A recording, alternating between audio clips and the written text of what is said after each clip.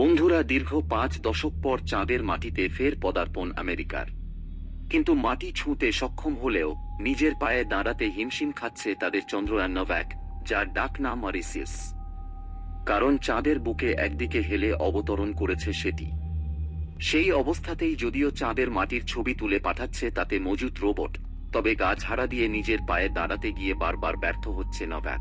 আমেরিকার সময় অনুযায়ী গত বৃহস্পতিবার সন্ধে 6:23 চাঁদের দক্ষিণ মেরুতে অবতরণ করে মরিসিয়াস।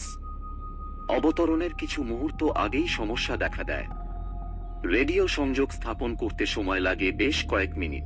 শেষ পর্যন্ত চাঁদের মাটি ছুঁতে সফল হয় নোভাক, কিন্তু ষড়ভুজাকার চন্দ্রয়ানটি একদিকে হেলে চাঁদের মাটি স্পর্শ করেছে বলে জানান বেসরকারি সংস্থা এনটুরেভ মেশিনসের সিইও স্টিভ আলটেমাস।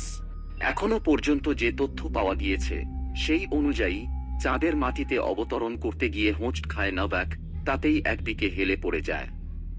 একটি পাথরের উপর কাত হয়ে পড়ে রয়েছে সেটি। চাঁদের দক্ষিণ মেরুর ঠিক কোথায়, কি অবস্থানে রয়েছে নোভাক, তল্লাশি চালাচ্ছে সেটি। চাঁদের মাটিতে কাত হয়ে পড়ে থাকা অবস্থায় নোভাকও ছবি তুলে পাঠাতে পারে।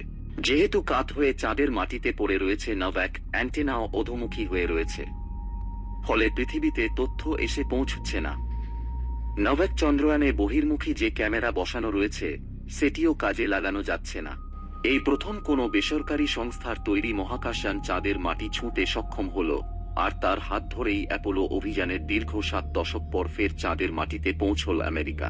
নোভাক চন্দ্রয়ানের, তাতে নাসারও 7টি পেলোড রয়েছে। চাঁদের পরিবেশ সংক্রান্ত তথ্য সংগ্রহ করবে তাতে বসানো নাসার যন্ত্রপাতি।